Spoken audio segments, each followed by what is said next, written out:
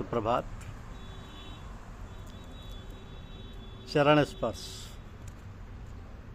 ये हमारी आज की आध्यात्मिक चर्चा का विषय। चरण स्पर्श। एक भक्त ने आकर के परम संत महात्मा रघुवर दयाल जी चच्चा जी महाराज के चरण छू लिए। इससे कुछ रुष्ट होकर उपदेश देने लगे चच्चा जी कि गुरु के चरण छूना उसकी हंसी उड़ाना है। जब तक प्रभु की कृपा से ऐसी स्थिति ना हो कि गुरु की आज्ञानुसार सब काम बनने लगे, तब तक कभी चरण नहीं छुए। जैसे दोनों पतित होते हैं। अब साधक गुरु को तभी दंडवत कर सकता है या चरण छू सकता है जबकि उसके ख्याल तक में माया का लेश मात्र ना हो। न स्वयं, न गुरु, न ईश्वर, कुछ भी ना हो। ऐसी दशा में जब गुरुदेव उसके चरण को छुएं तो उसके मन में कोई विपरीत भाव ना उठे। ऐसी हालत के सिवा अन्य किसी अवस्था में चरण छूना गुरुदेव की हंसी उड़ाना है। हाँ, गुरुदेव का सम्मान, ईश्वर के सम्मान करें, परंतु उन्हें ईश्वर ना समझ बैठे, नहीं तो पतन होगा। क्योंकि गुरुदेव तो ईश्वर प्राप्ति का द्वार है।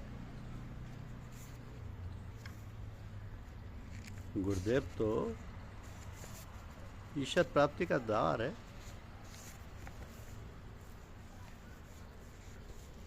गुरुदेव के लिए कहा जाता है कि जब कोई मनुष्य महात्मा शिव सिंह जी के शिष्य बनने की इच्छा लेकर आता था और आंतरिक साधना पूछता था, तो आप आज्ञा देते कि जंगल में जाकर संतोष ग्रहण करो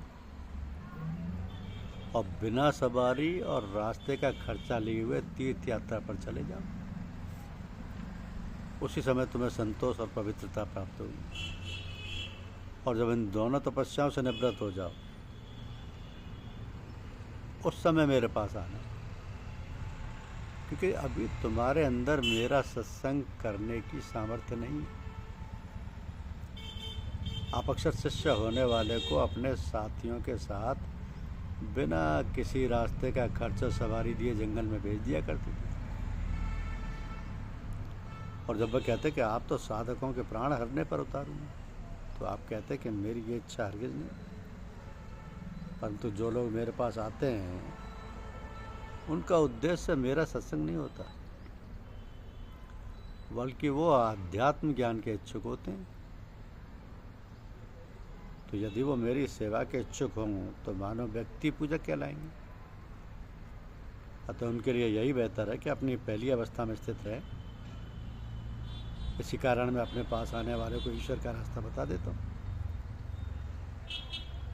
और इसमें यदि वो मर जाए तब भी अपने उद्देश्य से वंचित नहीं रहेंगे। और यदि यात्रा की मुसीबतें झेलते हुए आगे बढ़ जाएंगे तो उन्हें वो स्थान प्राप्त हो जाएगा जो 10 वर्ष की तपस्या से भी प्राप्त नहीं हो सकता। प्रतिदिन न जाने कितने आदमी पैदा होते हैं, न जाने कितने मरते हैं। ये आदमी का पैदा होना और मरना हर वक्त, हर दिन चलता रहता है। ये तो एक अनवरत प्रक्रिया है।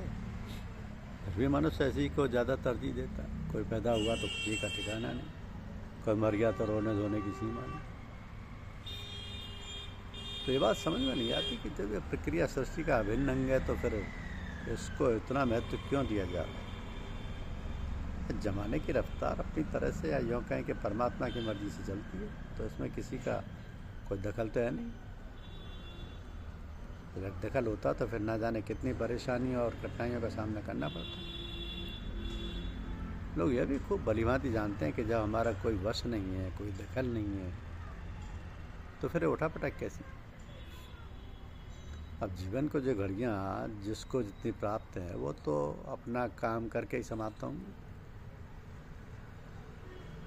इन्हीं सब बातों को सोच समझ कर शांत होकर बैठा रहता है।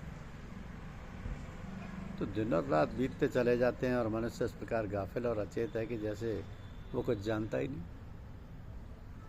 यदि जान भी ले तो करेगा क्या, क्योंकि जो चीज़ जिस समय होनी है वो तो होकर ही रहेगी।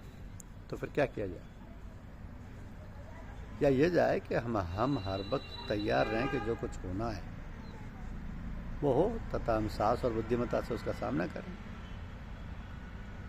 सामना क्या करें? यही कि जो कुछ होना उसके लिए तैयार रहें। मनुष्य अपने आप तो कुछ कर नहीं सकता, ये तो भगवान की मर्जी, और मर्जी हो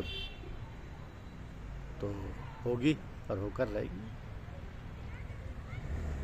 इन सब बातों को जितना सोचो उतनी उलझन पैदा होती है, और कभी कभी उलझन आदमी के जीवन के लिए घातक सिद्ध होती है। तो बेहतर यह है कि हारिए ना हिम्मत, बिसारिए ना राम। बस जीवन में राम जी, भगवान जी, ईश्वर की तरफ ध्यान लगाए रखें। परमात्मा से प्रेम करो, परमात्मा के चरणों में बने रहो, परमात्मा की प्राप्ति होगी। मन द्वारा सुमरन करते रहो, अपनी भीतरी आँख से दर्शन करते रहो, आंतरिक कान से सुमधुर वाणी या अनहद नाद सुनते रहो।